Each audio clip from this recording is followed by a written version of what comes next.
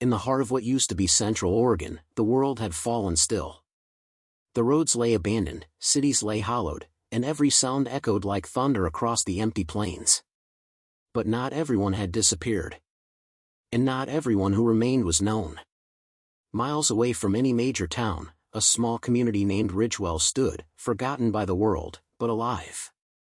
Hidden between forested hills and surrounded by steep canyons, Ridgewell had always been off the map. When the outbreak began, it became a place of last refuge for a few determined souls who chose to stay and stand tall instead of running. Among them was Evelyn Ward, a retired high school biology teacher with sharp eyes and a sharper mind. She had never touched a weapon in her life, but she knew how to prepare, how to organize, and more importantly, how to keep people calm when fear was the loudest voice in the room. When the first wave hit the big cities, the media labeled it as a severe neurological infection. But within days, society collapsed under the weight of fear. The infected didn't just lose control, they lost all recognition of humanity. And worst of all, they moved with a chilling silence, no moaning or snarling, just an eerie, determined advance. The townspeople of Ridgewell, few as they were, understood they had a choice: wait for rescue, or become their own last line of defense. Under Evelyn's guidance, they chose the latter. Across from her lived Caleb Dunn, a wheelchair-bound former firefighter. Though he'd lost the use of his legs in a rescue years ago, his strategic thinking was razor-sharp. Caleb had spent most of his days building defense ideas in his notebook, not for fun, but because he had once feared this kind of world could come. Now, his designs were coming to life. And just beyond the Pine Tree Ridge was Lena Mendez, a former agricultural researcher who turned Ridgewell's empty farmland into a protected food source. She grew vegetables in staggered plots, dug hidden root cellars, and trained birds to warn of incoming danger. She believed nature always gave clues, you just had to learn to listen. But the most mysterious of them all was Jonas Creed, the town's quiet mechanic. No one knew his full past, only that he arrived 5 years before the outbreak with haunted eyes and calloused hands. He rarely spoke, but when he did, people listened. He built traps that could stop a vehicle, reinforced Ridgewell's fences, and always seemed to know when something was about to go wrong. This group, untrained in combat, unknown to the world, and without military backup, became Ridgewell's invisible shield. One crisp morning, Evelyn stood on the school's rooftop with binoculars. Ridgewell had turned the old school into a lookout and coordination center. "Movement on the west tree line," she said into the radio. "Not fast. Not loud. 3 shapes. Could be foraging deer, or not." Caleb responded from the command shed. "Send Jonas to verify. He'll know." Jonas was already moving. He didn't ask questions, he just acted. Slipping through narrow paths in the forest, he got close enough to see them, figures swaying side to side. No visible injuries, but the stillness in their eyes said everything. Infected. But something was different. They weren't walking aimlessly. They were searching. Sensing. As if guided. Jonas returned before sundown. "They're scouts," he said, flatly. "Someone, or something, is learning how we live. These aren't mindless anymore." Evelyn's heart sank. Up to now, the infected moved without pattern. If they were evolving, even in the smallest way, it meant the crisis was far from over. It was changing. That night, a town meeting was held in the school's auditorium. Battery-powered lights flickered on overhead, and the hum of generators provided a fragile sense of normalcy. "We are not soldiers," Evelyn began, "but we are still here when so many are not. That means something. It means we're doing something right. But today, we learn the enemy is no longer just wandering.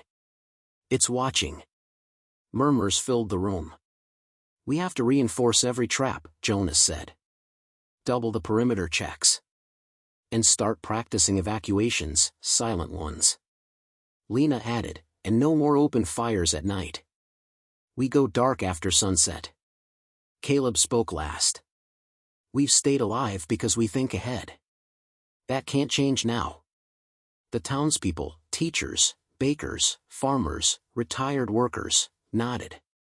None of them had combat experience, but all of them had grit. And so, the unseen heroes of Ridgewell began a new chapter, not just surviving the zombie crisis, but standing tall against it. In silence, in secrecy, and with the kind of courage that didn't need an audience. The night air in Ridgewell was unnervingly quiet. After the town meeting, all visible lights had been shut off. Fires were put out, curtains drawn, and even the dogs were trained to stay silent. Everyone had agreed, it was time to vanish in plain sight. But Jonas couldn't sleep. He sat on the roof of the old tool shop, his eyes scanning the forest's edge with binoculars. The moonlight wasn't strong, but enough to cast long shadows across the ground. That's when he saw it, barely a flicker of movement, like something stepping precisely between the trees.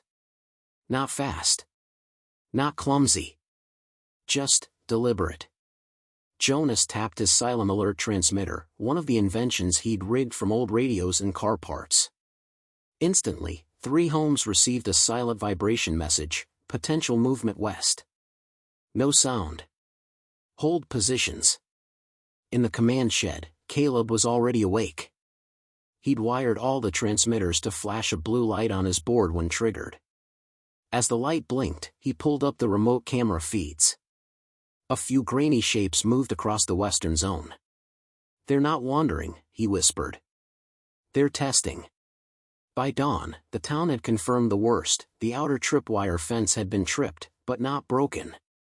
Whoever had come through had known exactly where the traps were, and avoided them. Lena led a small group to inspect the fence. No drag marks, no footprints. "Just the wire gently moved aside," she reported. "Almost like they've learned to observe and mimic." The word learned unsettled everyone. Back in the main school building, Evelyn gathered her team. "We can't afford to wait for another breach," she said. "Jonas, you said you'd noticed changes in how they act?" He nodded. "Their heads aren't just tilted down like before. Now, they scan the area. Slowly. Like they're identifying threats and paths. I even saw one pause, completely still, for over a minute, as if it was listening." "That's not normal," Lena said. "No," Evelyn agreed. "It means someone, or something, is guiding them." But Jonas wasn't done. "There's something else I need to show you," he said, glancing at Evelyn and Caleb. "Follow me." He led them down into the basement of the school. Past the old lockers, behind a storage closet, and into a narrow tunnel. "I found this last year by accident. It was never in any town blueprints. I think it dates back to before the school was even here." The tunnel opened into a chamber, circular, with stone walls and rotted beams. Shelves lined the sides, still filled with old military food rations, cracked radios, and broken crates. In the center, covered with a dusty tarp, stood something large. Jonas pulled the tarp off. It was a sealed console, about chest height, covered in switches, dials, and a small cracked screen. Faded letters across the top read: "Ridgewell Secure Node, US Gov Classified, Omega 7. Caleb's mouth dropped open. "Is this a communication node?" Jonas nodded. "I think this town was once part of a forgotten defense grid. A fallback site. Maybe for emergencies. Maybe something worse. The infected aren't just walking around randomly. I think something in this area, maybe even this thing, is drawing them." Evelyn stepped forward, her fingers brushing the controls. "Why hasn't it been activated?" "I don't know. But I also don't think the infected are just infected anymore," Jonas said. "If someone out there is still operating old systems, they could be influencing this entire zone." Above ground, Ridgewell's peace was once again interrupted. A soft alarm went off, not a blaring siren, but a low-frequency hum that only those trained to recognize would hear. It was a vibration-based perimeter alert. Lena sprinted to the east fields. There, in the soft soil between 2 irrigation lines, were clear footprints. But not bare feet, boots. Human. Someone had walked in, avoided every trap, and disappeared again. They were scouting us, Lena said. And they weren't alone. By evening, Evelyn had made a decision. We don't have time to wait for someone to come help. Ridgewell has survived because we stayed hidden. But now, they know we're here. We need to be ready for a full breach. Caleb put it plainly, we're not just fighting the infected anymore. We're fighting whoever's guiding them. The town began to prepare. Evelyn organized defense drills. Lena moved supplies into hidden caches. Jonas started attempting to power the mysterious console. And Caleb? He began designing traps not for zombies, but for humans. The unseen heroes had stayed in the shadows long enough. Now, it was time to step into the light and face whatever was coming. Jonas stayed underground longer than he should have. The old Ridgewell node, silent for years, now flickered to life in small pulses. After hours of rewiring and siphoning battery power from broken radios and leftover solar panels, he finally heard something through the cracked speaker, a pattern. It wasn't language. Not exactly. But it wasn't random noise either. Evelyn stood nearby, arms crossed, watching him carefully. Is it some kind of code? Jonas turned a dial, cleared the static, and played the recording again. A rhythmic series of tones, long, short, long, repeating. It's a signal, Jonas confirmed. Whoever, or whatever, is out there is trying to communicate. Or warn us. He connected a small recorder to preserve the sequence, then hit play again. In the silence of the tunnel, the sound felt eerie. Mechanical. Like it had been running endlessly for years, or had just started again. Caleb arrived moments later, holding a folded tarp and a set of blueprints. Lena found more footprints. Human. They're circling the orchard now. Watching us. Planning something. Evelyn's jaw tensed. They're testing our patience. They won't get the chance to test our walls, Jonas muttered. Up above, Ridgewell looked calm, but tension simmered under the surface. Traps were reset. Windows were reinforced. Even the youngest kids were taught to stay silent and where to hide. There was no panic, but there was no sleep either. That night, the Ridgewell sky turned red. At first, it was assumed to be another sunset. But then the wind changed, and they smelled the burning. A section of forest on the western ridge was on fire. Bright enough to see from the clock tower. Controlled. Deliberate. It's a diversion, Caleb said instantly.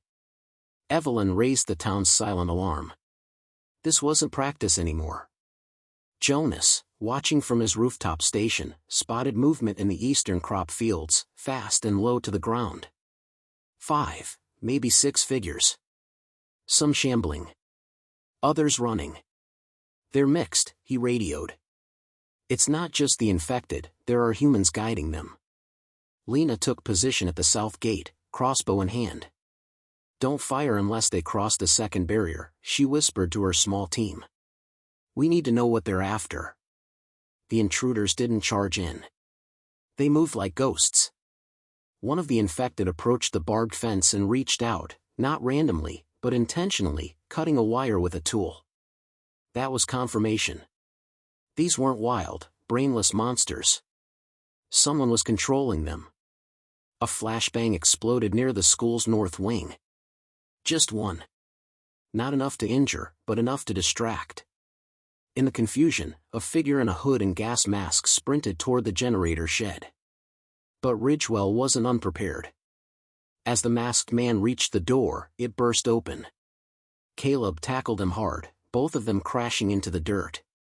The man slashed with a small blade, grazing Caleb's arm before Evelyn arrived with a stun pole, knocking him out cold. Within minutes, the infected were neutralized. The fire on the ridge began to die out, clearly left to burn just long enough to create panic. The whole attack had lasted under 20 minutes. But it had told them everything. They weren't trying to destroy us, Jonas said as he helped secure the prisoner. They were trying to map us. Test our speed. Strength. Weapons. And they didn't use many infected, Evelyn added. Which means, They're saving them for something bigger. In the morning, they interrogated the captured man. He said nothing. No matter what they asked, he remained silent, even as they removed the mask and revealed a face covered in ash and grime.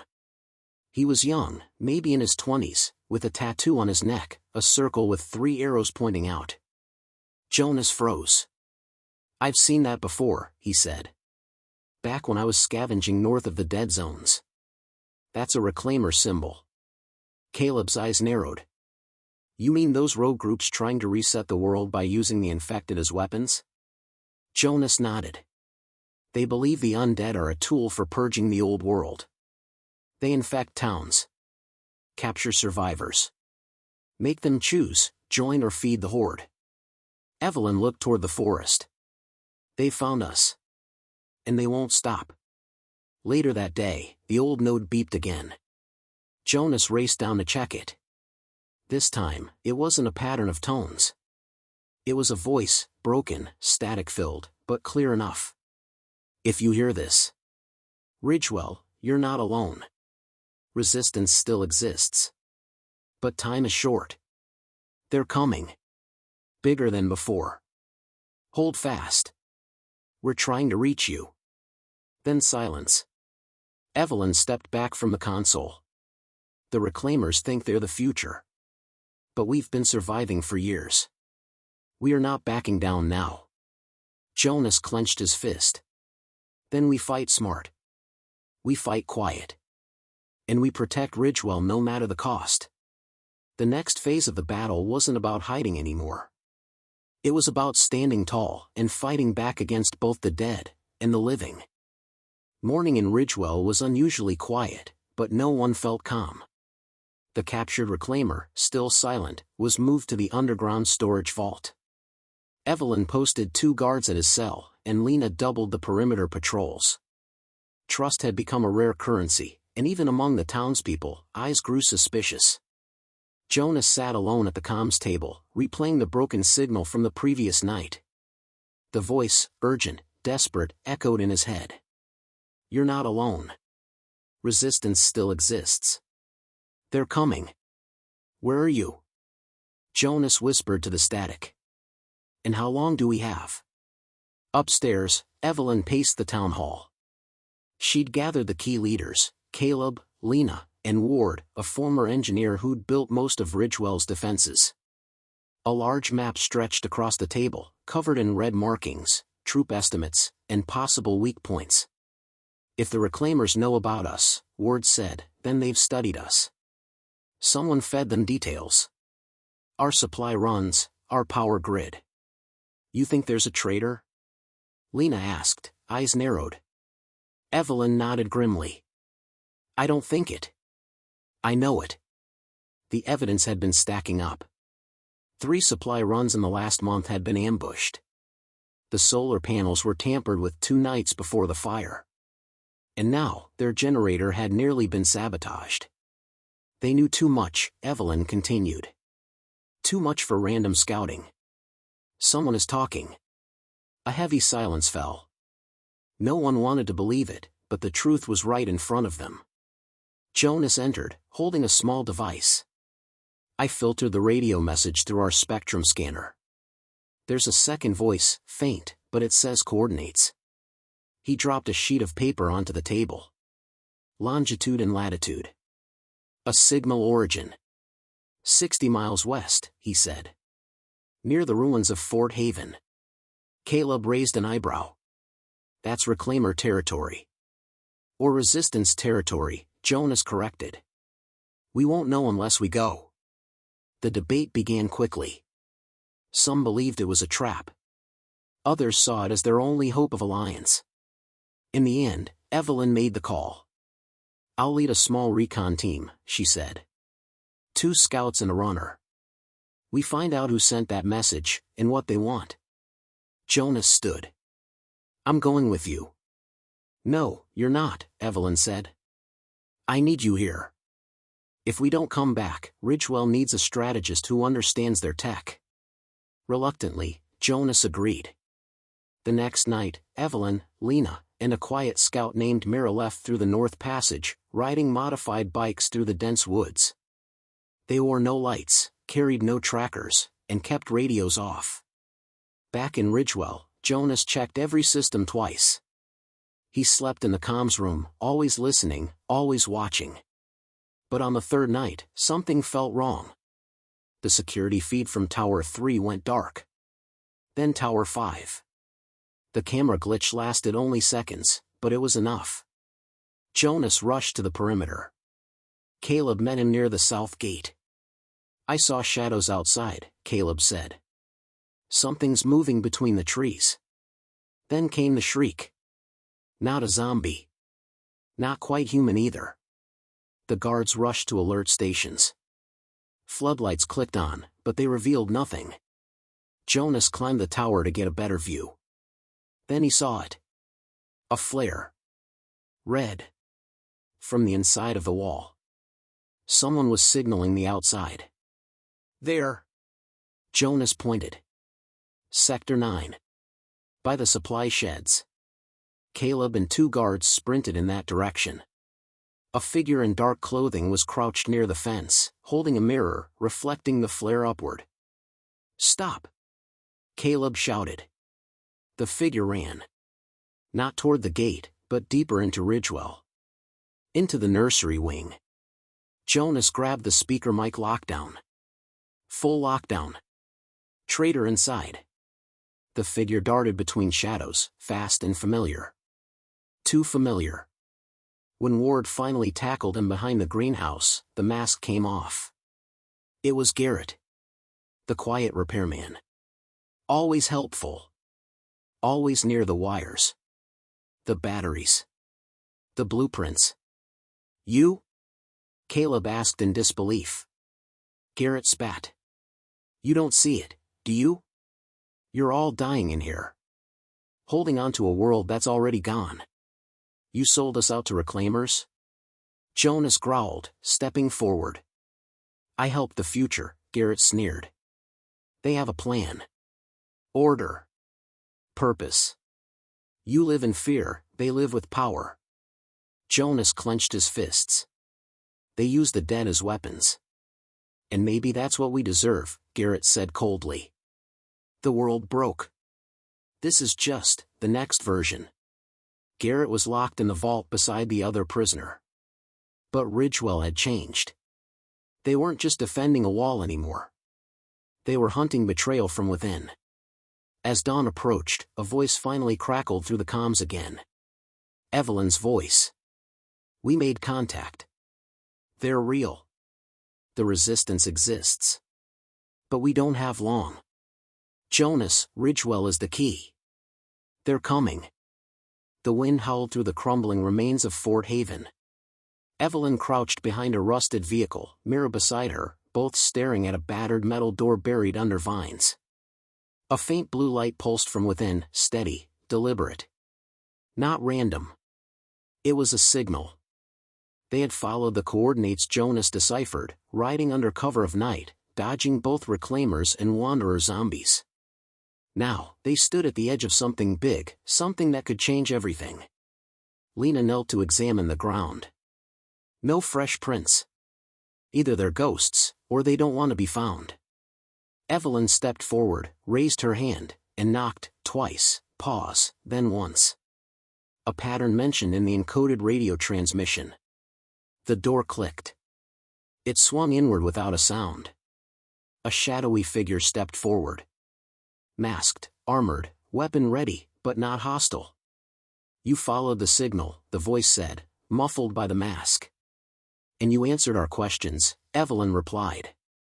The figure motioned them in. "Then welcome to what's left of the resistance."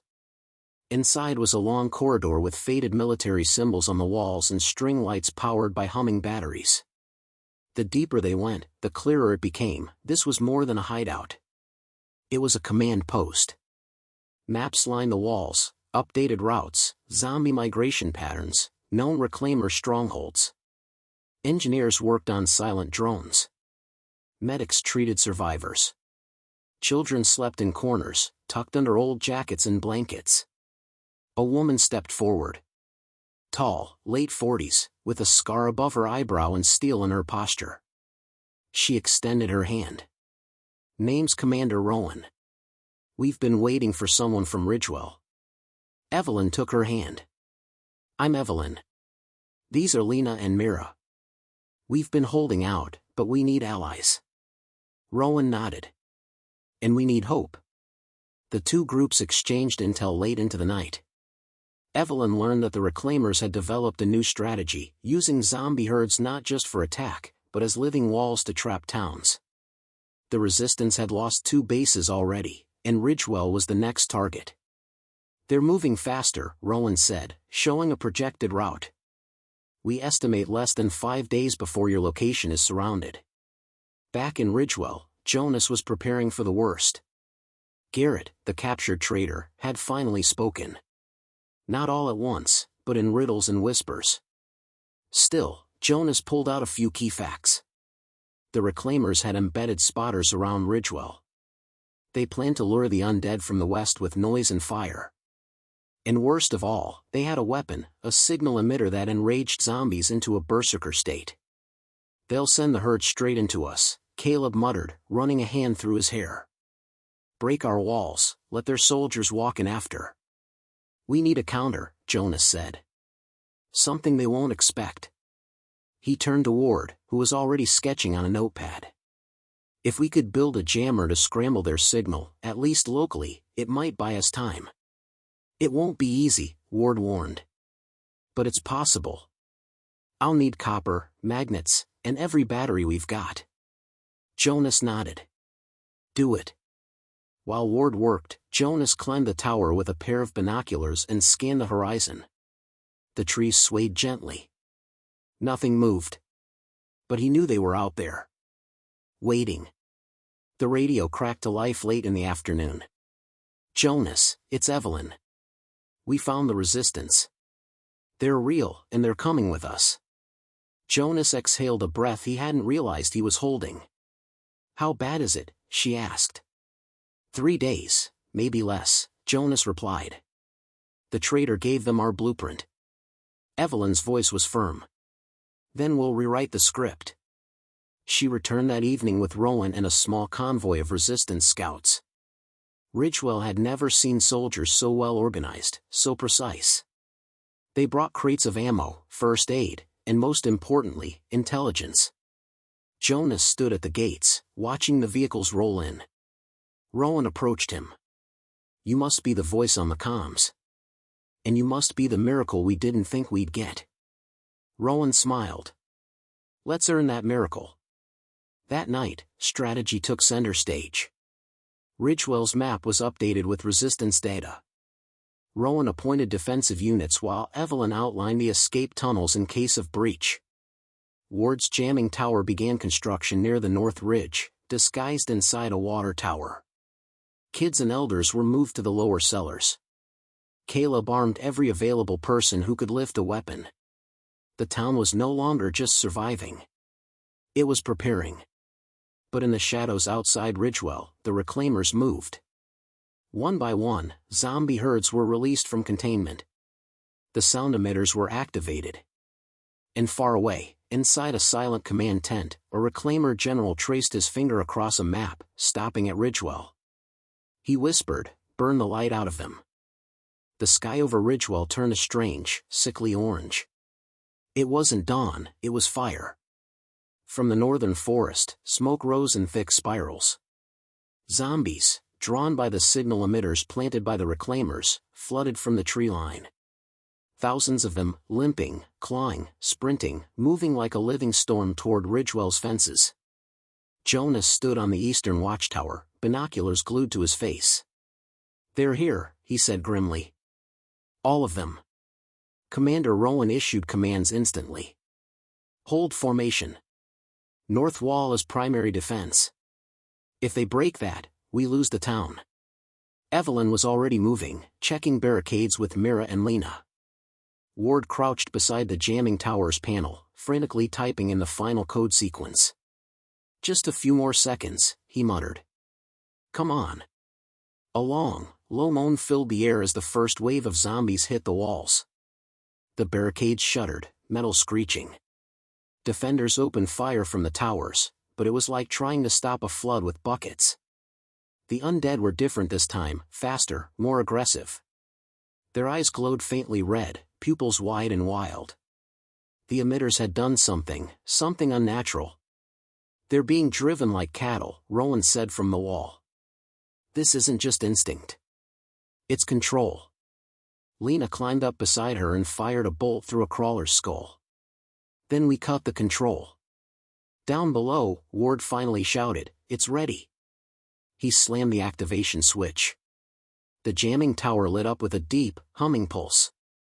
A ripple spread across the field like a wave of invisible energy. Dozens of the zombies froze. Some dropped, twitching. Others turned around in confusion, their connection to the emitter broken. But the rest kept coming. Jonas cursed. "The jammer's too weak." "Not weak," Ward shouted, his voice straining over the noise. "Just limited range." They would have to buy time, for the tower to recharge, for more jamming pulses to emit. That meant holding the wall, no matter the cost. Inside Ridgewell, Caleb organized a fallback perimeter. "If they breach the outer line, we fall back to the town square. No panic.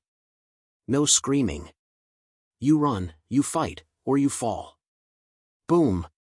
The north wall exploded inward in a section where the reclaimers had likely planted charges earlier. Wood and debris flew through the air as dozens of zombies poured in through the breach. Rowan was there in seconds, blades drawn. "We hold here." Hand-to-hand combat erupted. Bullets ran dry. Swords and pipes clashed with rotting flesh and bone.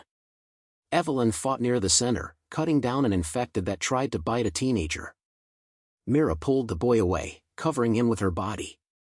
At the jamming tower, a pair of reclaimer saboteurs emerged from the shadows. Ward spotted them too late. "No," he shouted. One raised a small EMP grenade, grinning. But before he could throw it, Jonas tackled him from behind, slamming his head against a pipe. The second saboteur drew a knife, only to be gunned down by Lena, who had followed Jonas from the tower path. Ward's hands shook as he inspected the tower. "It's still running," he breathed. "Barely." Jonas stood, covered in dirt and blood. "Then make it count." He turned to the radio and barked, "Activate second wave." Resistance soldiers hidden in the southern field launched flares into the sky. Zombies turned toward the light and began to divide. The jammer's pulse followed moments later, another wave of confusion spreading through the horde. It worked. Some began attacking each other. Others wandered aimlessly, retreating into the woods. The reclaimers, who had been hiding among the trees controlling the horde, realized their plan was collapsing.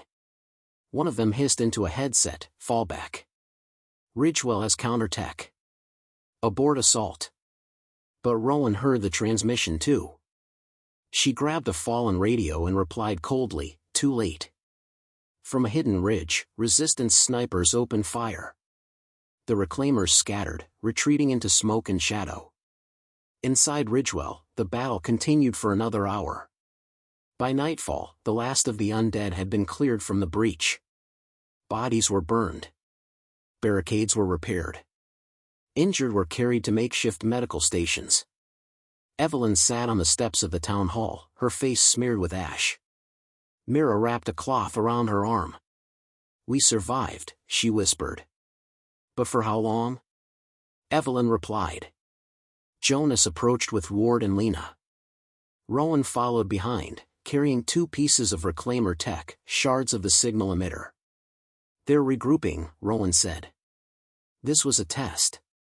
Next time won't be so easy." Jonas looked out over the field of the dead.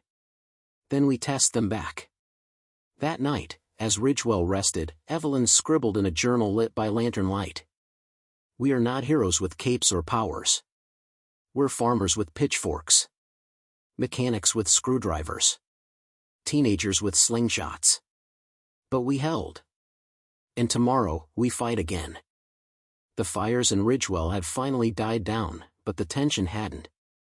People spoke in hushed voices. Doors remained locked longer. parents held their children close. The victory over the horde felt like a quiet pause in a much bigger war. Jonas stood in the war room with Commander Rowan, Evelyn, Ward, and a handful of senior resistance members. They had gathered to discuss the recovered pieces of reclaimer tech, remnants of the signal emitter that had driven the horde. Rowan placed the broken device on the table. This isn't military grade. It's beyond that. It's been modified with something unfamiliar. Ward studied the fragments. The signal isn't just a call to action, it alters brainwave patterns. It's reprogramming the infected. Making them smarter. Faster. Evelyn frowned. So they're not just zombies anymore? No, Ward said, adjusting his glasses. They're becoming a coordinated army. Everyone fell silent. Then Jonas spoke, if we don't move now, Ridgewell won't survive the next wave. Rowan nodded. Agreed. We've located a reclaimer base. Abandoned military depot 20 miles west, near Hollow Creek. That's where the signal came from. The mission was clear, strike the base before the reclaimers could launch another attack. But time was short. Outside, Caleb trained volunteers in close-quarters combat. Mira patched up injured fighters, while Lena prepared the transport trucks. The whole town was gearing up for a risky, preemptive strike. But something was wrong. That evening, Evelyn noticed a pattern in the medical logs. Myra's supplies had gone missing, twice in 1 week. More importantly, someone had tampered with Ridgewell's fuel reserves. At first, she thought it was an error. Until she found the unlocked gate behind the depot, leading into the woods. She followed the trail under the cover of night, her steps silent, her flashlight low. Deep in the trees, she heard whispered voices. You promised backup, one said. Soon, a second replied. They'll think it's just another horde. Then we take the town from the inside. Evelyn's breath caught. She leaned closer, brushing against a loose branch. A snap echoed. Silence. She bolted, but they were faster. A figure tackled her from the side, pinning her to the ground. Shouldn't have come here, the voice growled. Then a flare burst into the sky, red and bright. Jonas, Caleb, and 2 scouts arrived within seconds, weapons raised. Let her go, Jonas shouted. The saboteur tried to run but didn't get far. A tranquilizer dart from Mira hit him square in the back. He fell instantly. They pulled off his mask. It was Paul, a Ridgewell mechanic, one of their own. He had been with the town since the early days of the outbreak. Back in Ridgewell, Paul was locked in the holding cell. Rowan questioned him personally. Why betray us? She asked coldly. Paul laughed, bitter. You think Ridgewell can stop what's coming? The reclaimers are building something new. Something clean. We're just delaying the inevitable. By feeding us to the infected? Evelyn snapped. Paul shrugged. Only the strong deserve to rebuild. That's their vision. You're just in the way. They left him there, guarded around the clock. But now, they knew the truth, there could be more like him. The reclaimers weren't just manipulating zombies, they were recruiting humans too. By dawn, the strike team was ready. 3 transport trucks rolled out of Ridgewell, loaded with gear, weapons, and a small, deadly unit. Jonas drove the lead truck. Evelyn sat beside him, double-checking the map.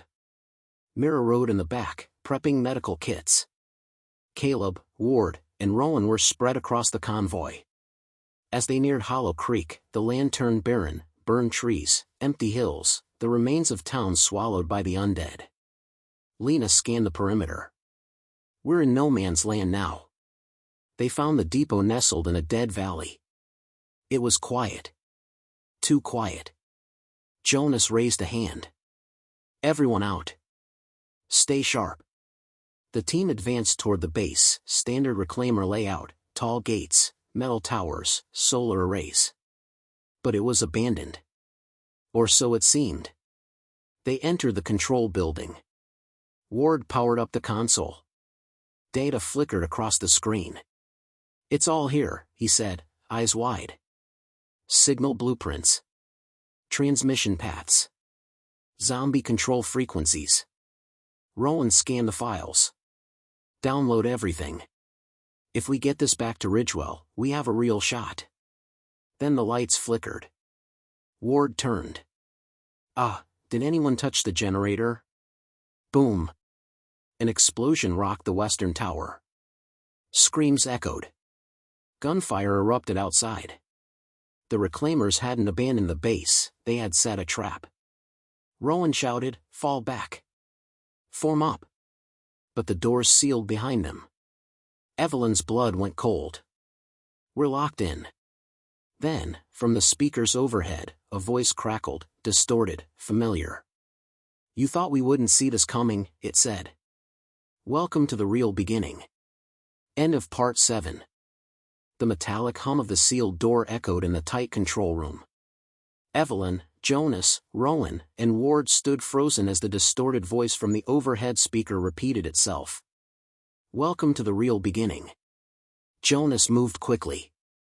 "Ward, shut that voice down. We need that door open, now."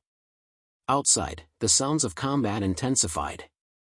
The remaining resistance fighters, caught off guard by the explosion, were already engaged in a losing battle against reclaimer forces and fast-moving infected under their control.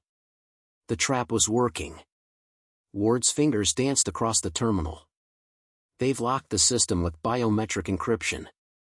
I need more time." "We don't have it," Rowan growled, slamming the butt of her rifle against the glass. "If they breach the building, we're done." Caleb's voice crackled through the comms. "We're pinned. 2 men down. The reclaimers, they're directing the horde like it's a trained army. We need backup, now." Jonas clenched his jaw. "Tell them to fall back to the supply truck and hold the perimeter. Ward, override that system. Or we'll die in here." Ward worked furiously. Evelyn scanned the room. Something wasn't right. The reclaimers could have destroyed them all with a single blast, so why trap them? She noticed something on the console. This isn't just a base. It's a transmitter station. Look, maps of satellite links. They're planning a nationwide signal. Rowan's eyes narrowed. They're going to activate it. Not just control one horde, all of them. Unless we stop it, Evelyn said. Suddenly, Ward shouted, "Got it." The doors hissed open. Outside, chaos ruled.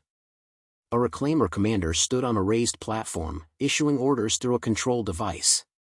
Dozens of infected moved like soldiers, storming toward the resistance fighters with terrifying speed and coordination. Jonas, Rowan, and Evelyn burst out, laying down suppressive fire. Mira pulled a wounded soldier behind cover while Caleb launched a smoke grenade to disorient the enemy. "We need to disable that transmitter," Evelyn shouted. "It's in the central tower," Ward pointed. "Top level." Jonas led the charge with Evelyn and Ward behind him. They pushed through the fray, dodging infected, exchanging fire with reclaimer guards. The closer they got to the tower, the more unstable everything became. An infected soldier lunged at Ward, half his face gone, eyes glowing with rage. Jonas tackled the creature, putting it down with 2 clean shots. They reached the base of the tower. Ward accessed the control panel again. "I can overload it. But it'll take 3 minutes." "Make it 2, Evelyn said, her voice tight with urgency. Inside the tower, the hum of power grew louder. Screens flickered. The signal was preparing to launch. Suddenly, Paul appeared, free from his cell, somehow escaped. A reclaimer weapon in hand, he aimed at Ward. "You'll never stop us," he snarled. But before he could pull the trigger, Rowan arrived. A single shot echoed. Paul dropped to the ground, motionless. "No more traitors," she muttered. The signal reached its final phase. Ward shouted, "Now!" He slammed the final command into the console. Sparks flew. The equipment surged and burst, sending a blast of static across the valley. The infected froze, confused, disconnected. The Reclaimer commander screamed as his control device shorted out. Without orders, the infected turned on anyone nearby, Reclaimer soldiers included. The battlefield erupted into chaos. "Fall back to the convoy," Jonas shouted. The resistance regrouped. Those who could still walk carried the wounded.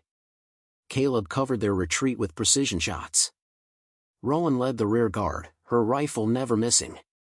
The convoy roared back to Ridgewell with the sunrise at their backs and smoke rising from the valley. Hollow Creek had fallen, but the transmitter was gone. The nationwide signal had been stopped, for now. 2 weeks later, Ridgewell stood stronger than ever. Fences had been reinforced. New outposts built. Volunteers trained daily. And most importantly, the resistance had hope again. In the town square, Jonas stood before the gathered survivors, a map rolled open before him. Ward and Evelyn flanked him, while Mira and Rowan watched from the edge. "We now know the truth," Jonas said. "The Reclaimers are building a world in their image, one where only they decide who lives and who dies. But we're not going to let that happen." He pointed to marked locations on the map: transmission sites, Reclaimer outposts, survivor colonies. "We have allies out there. Towns like ours. Fighters who haven't given up. It's time we find them. Unite them. And take back dead America." The crowd erupted in cheers. Mira stepped forward, smiling. "You don't have to be a soldier to be a hero. We've all stood tall against this crisis. And we'll stand tall again." Rowan gave a rare nod of approval. As the sun rose over Ridgewell, the resistance prepared not just for survival, but for a new chapter. The unseen heroes were no longer unseen. They were ready to lead. And dead America had just started to fight back. End of story. Let me know if you'd like a title card summary, thumbnail prompt, or YouTube description to go with this zombie audiobook.